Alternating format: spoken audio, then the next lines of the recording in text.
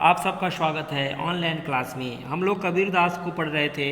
आज हम लोग कबीरदास का दोहा संख्या 16 पढ़ने वाले हैं। दोहा संख्या 16 कुछ ऐसे है।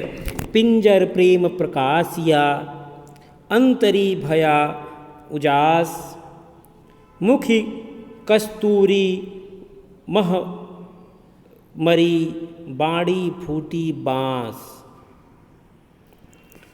एक बार और मैं पढ़ता हूँ कि पिंजर प्रेम प्रकाशिया, अंतरी भया उजास, मुखी कस्तूरी मह मरी, बाड़ी फूटी बाँस। अब कबीरदास इस पद में ईश्वर के प्रति प्रेम जागरण होने पर मुख में राम जो है नाम बस जाता है, अर्थात वह ज्ञान का प्रकाश फूट जाता है। यानी कबीरदास इसमें ये बताना चाहते हैं कि राम के नाम बस जाने से हृदय में ज्ञान का प्रकाश जो है फूट जाता है। व्याख्या कुछ ऐसे होगी कि जब कोई साधक, कबीरदास कहते हैं कि जब कोई साधक के मन में, जब किसी साधक के मन में प्राण और शरीर में ईश्वर प्रेम का भाव उत्पन्न हो जाता है तो उसका अनंत कण प्रकाश में भर जाता है और मुख में राम नाम की कस्तूरी महकने लगती है और बाणी से फूटने वाला प्रत्येक शब्द प्रभु के प्रेम की सुगंध से युक्त हो जाता है। पिंजर प्रेम प्रकाश या अनंतरी भया उजार, मुखी कस्तूरी महमरी, बाणी फूटी बाँस।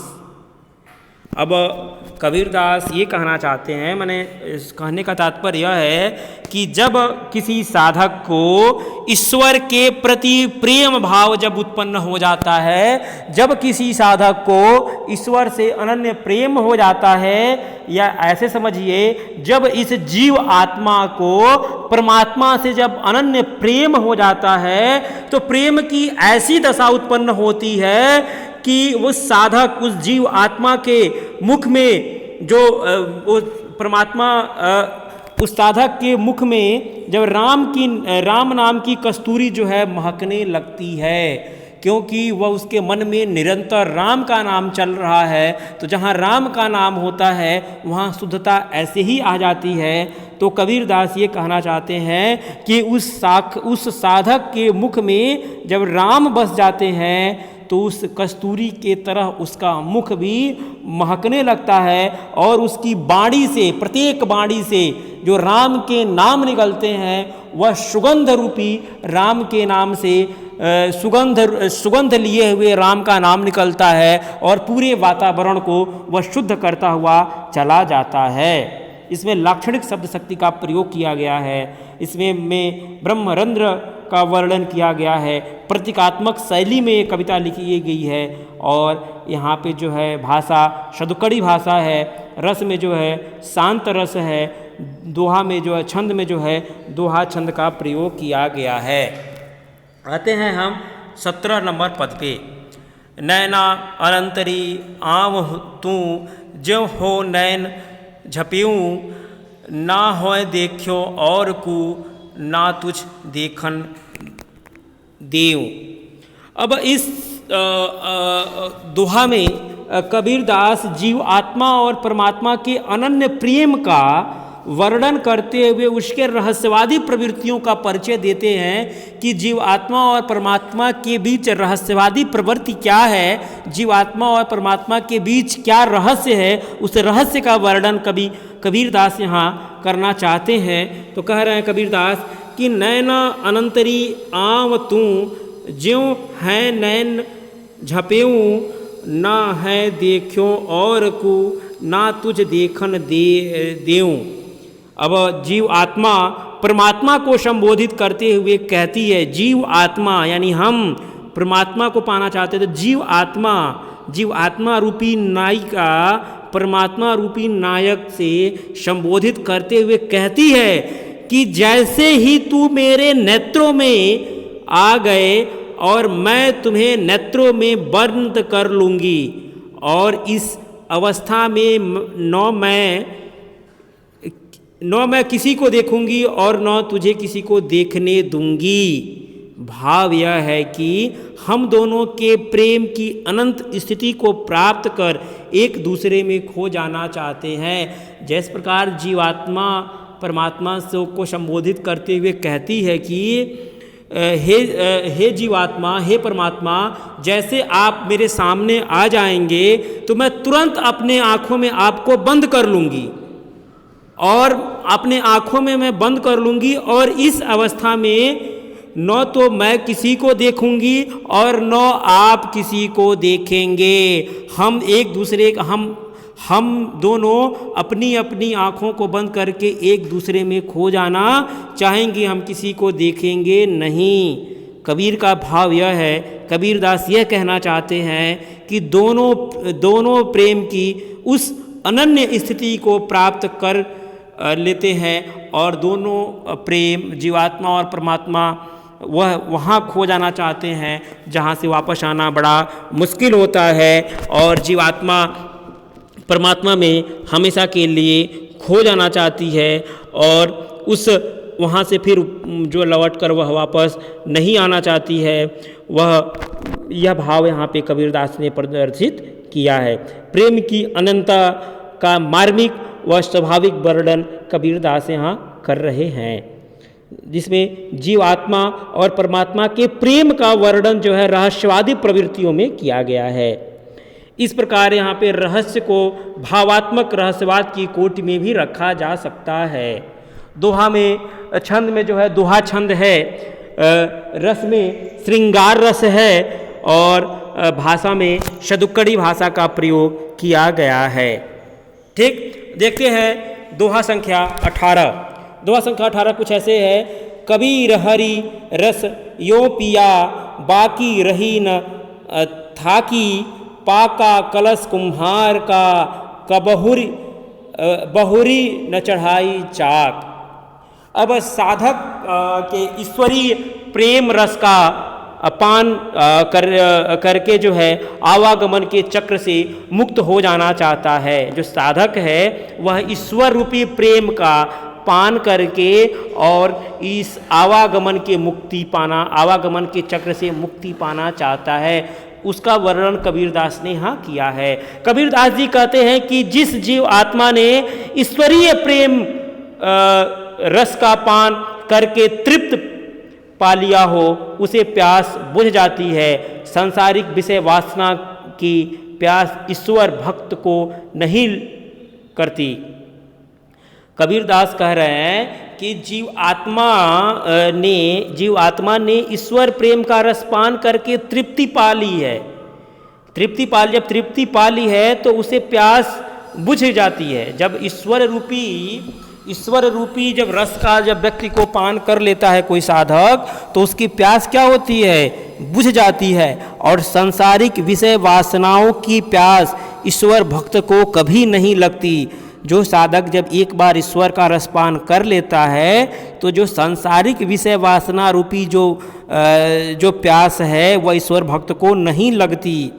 ठीक, वह तो कुम्हार के उस पके घड़े के समान हो जाता है जिसे चाक पर नहीं चढ़ाया जा सकता। यानी साधक की स्थिति उस कुम्हार के उस घड़े के समान है कि जिस प्रकार घड़ा एक बार आग में तप कर पक जाता है और पुनः उसे चाक पर नहीं चढ़ाया जा सकता, वैसे ही साधक की प्रवृत्ति होती है। जब एक बार साधक को जो है ईश्वर रूपी अमृत रस का जब पान कर लेता है तो वह संसार रूपी विषय वासना से वह दूर हो जाता है। संसार की विषय वासना उसे स्पर्श नहीं कर लेती और संसार रूपी जो विषय वासना है वो उसमें कभी उसका मन नहीं लगता। कहने का भाव यह है कि ईश्वरीय प्रेम जीव आत्मा की तृष्णा को मिटा सकती है। ईश्वरीय प्रेम जो है जीव आत्मा की तृष्णा को मिटा सकती है। सांसारिक जो है प्रेम वह साधक की तृष्णा को नहीं मिटा सकती है, उसे गलत रास्ता में ले जाएगी और पुनः जो है इस आवागमन के चक्कर में वो हमेशा फंसा रहेगा, क्योंकि वह ईश्वर रूपी रसपान का पान नहीं किया है। पुनः जन्म लेगा, पुनः मरेगा, पुनः जन्म लेगा, पुनः मरेगा। इस चक्र से हमेशा कभी मुक्ति उसे नहीं मिलेगी। इस चक्र से मुक्ति उसे तभी मिलेगी कि साधक को एक बार ईश्वर के चरणों में अपनी पूरी जीवन व्यतीत कर देना होता है, साधक को ईश्वर के, परमात्मा को अपने आप को सुपुर्द कर देना होता है, परमात्मा के दिए गए वचनों का अनुसरण करना होता, गुरु के द्वारा दिए गए वचनों के द्वारा परमात्मा में अपने आप को लीन कर लेने पे ही हमें आवागमन से मुक्ति मिलती है। इसमें जो भाषा जो इसकी है वो शतुकड़ी भाषा है, दोहा छंद का प्रयोग किया गया है, शांत रस का प्रयोग किया गया है और इसमें जो है श्लेष अलंकार का प्रयोग किया गया है। अलंकार में प्रतीकात्मक और अनुयुक्ति अलंकार का प्रयोग किया गया है। ठीक, अभी हम आगे देख लेते हैं। 3 दोहा और है। इस वीडियो में मैं 6 दोहा समाप्त करूँगा, थोड़ा जल्दी में चल रहा हूँ। हेरत हेरत हे सखी रहा कबीर हिराय, बूंद समानी समंद में को कहत हेर जाय। अब कबीरदास ने जीव आत्मा और परमात्मा के मिलन को बूंद और समुद्र के रूप में व्यक्त किया है। हेरत हेरत हे सखी रहा कबीर हिराय, बूंद समानी समुद्र में सो करत हेरी जाय। परमात्मा, कबीरदास कहते हैं कि परमात्मा की खोज में लीन साधक अनंत उस परमात्मा में ही विलीन हो गया। परमात्मा की जीवात्मा जो है, साधक रूपी जो जीवात्मा है, वह परमात्मा की खोज करते करते करते करते परमात्मा में ही विलीन हो गया। ठीक, उसकी दशा तो ऐसे रही जैसे कि समुद्र में कोई एक बूंद गिर जाता है, जल की कोई एक बूंद गिर जाती है और वह जल उस समुद्र में विलीन हो जाती है बूंद, कि वो बूंद कहाँ गई, उसका अस्तित्व जो है क्या होता है, मिट जाता है। अब उसे खोजने से भी वह बूंद नहीं मिलती। वैसे ही साधक की स्थिति है, जब साधक जो है परमात्मा को खोजते खोजते खोजते उसी में विलीन हो जाती है। भाव कहने का तात्पर्य कबीर का यह है, कबीरदास ये कहना चाहते हैं कि जैसे कोई एक बूंद समुद्र में मिलकर अपने अस्तित्व को खो देती है, उसी प्रकार जीव आत्मा परमात्मा में अपने स्वरूप को विलीन कर देती है। जीवात्मा हमेशा परमात्मा में एकाकार कर देती है। अब यहाँ पे समुद्र परमात्मा का प्रतीक है। यहाँ पे जो कबीरदास कहना चाहते हैं, जो काव्यगत सौंदर्य है, समुद्र जो है परमात्मा का प्रतीक है, बूंद जो है जीव आत्मा का प्रतीक है। यह प्रतीकात्मक शैली में लिखी गई कविता दोहा है। इसमें दृष्टांत व पुनरुक्ति प्रकाश अलंकार है, जो है दोहा छंद का प्रयोग किया गया है, शतुकड़ी भाषा का प्रयोग किया गया है, शांत रस का प्रयोग किया गया है। ठीक, आगे देखते हैं। दोहा संख्या 20। कबीर यह घर प्रेम का खाला का नाही, शीस उतारे हाथ करी सो बैठे घर माही। कबीरदास जी प्रेम मार्ग के अनंत कठिन मानते हुए कहते हैं कि यह मार्ग चलने वाले साधक को अपनी जान हथेली में रख कर चलना पड़ता है। कि जो साधक अगर परमात्मा के रास्ते पे चलना चाहता है तो वह साधक को अपनी प्राण को, अपनी जान को हथेली में रख कर चलना पड़ता है। कैसे? तो कविता व्याख्या के माध्यम से देखते हैं। कबीरदास कहते हैं कि यह प्रेम का मार्ग बड़ा कठिन है, कि यह जो प्रेम का मार्ग है बड़ा कठिन है। कबीरा यह घर प्रेम का खाला का नाई, शीस उतारी हाथ करी सौ बैठे घर माही। कबीरदास कहते हैं कि यह जो घर है, कि यह जो प्रेम का मार्ग है बड़ा कठिन है। कौन सा मार्ग? ईश्वर रूपी प्रेम का मार्ग। इसे साधारण मार्ग न समझो, इसे साधारण मार्ग समझकर न चलो। यह मौसी का घर नहीं है, यह मेरी खाला यानी मेरी मौसी का घर नहीं है, जहाँ जब मन किया तब मौसी के घर गया और जब मन किया तब मौसी के घर से वापस चला आया। इस मार्ग पर चलने वाले व्यक्ति को अपना सिर काट कर हथेली पर रख कर, लिखते हैं ना कि शीस उतारे हाथी करी सौ बैठे घर माहि। कबीरदास कहते हैं कि इस मार्ग पर चलने वाले साधक या व्यक्ति को अपना सर काट कर हथेली पर रख सकने की साहस क्षमता होनी चाहिए। जो इस साहसी कार्य को कर सकता है वही इस प्रेम के घर में प्रविष्ट हो सकता है। कहने का तात्पर्य यह है कि यह जो प्रेम का मार्ग है, यानी जीव आत्मा और परमात्मा के जो प्रेम का मार्ग है, यह बड़ा कठिन है। इस मार्ग पर अगर कोई साधक उतर जाता है तो उसे किसी भी चीज़ की सांसारिक वस्तु की इच्छा नहीं होनी चाहिए। सांसारिक वस्तुओं का त्याग कर देना चाहिए। संसार में लोग क्या कर रहे हैं, समाज में लोग क्या कहेंगे, इसका उसे बिल्कुल ख्याल नहीं होना चाहिए। उस साधक को कैसे इस प्रेम में उतरना चाहिए कि जिस प्रकार अगर कहा जाए आप अपना सर काट दीजिए, तो जिस प्रकार सर काट के आप हाथ पे रख सकते हैं, अपना ही सर काट के अपने हाथ पर रख लीजिए। यह करना बहुत कठिन कार्य होता है। वैसा ही यह कार्य जो है ये परमात्मा को पाने का कार्य होता है, जीवात्मा को परमात्मा का प्रेम रूपी मार्ग में चलने का। कबीरदास कहते हैं कि मौसी का घर नहीं है कि जब मन किया तो मौसी के घर चला गया और जब मन किया तो मौसी के घर से वापस आ गया। यह मार्ग मौसी का घर नहीं है, मौसी के घर जाने वाला मार्ग नहीं है। यह हमेशा हमेशा के लिए ये जीवन और मरण से मुक्ति का मार्ग है। जीवन और मरण के मुक्ति से मार्ग हमें तभी प्राप्त हो सकता है कि जब हम अपनी जान को हथेली पर रख सकने की अगर हिम्मत रखते हैं, अगर साहस रखते हैं, तभी हम इस मार्ग पर चल सकते हैं। अन्यथा हम इस मार्ग पर नहीं चल सकते हैं। यह मार्ग बहुत ही कठिन मार्ग है। यह मार्ग मौसी के घर जाने वाला मार्ग नहीं है। यह मार्ग हमें बहुत कठिन साधना और तपस्या से यह मार्ग की प्राप्ति हो सकती है। अब इसमें भी जो है दोहा छंद का प्रयोग किया गया है, शांत रस का प्रयोग किया गया है। भाषा इसकी सदुक्कड़ी भाषा है और इसमें ईश्वरीय प्रेम की प्राप्ति की बात कहा गया है। ठीक, आगे देखते हैं इस साखी का जो है अंतिम पद जो है, अंतिम दोहा क्या है। जब मैं था तब हरि नहीं, अब हरि है मैं नाही। सब अंधियारा मिट गया, जब दीपक देखा माही।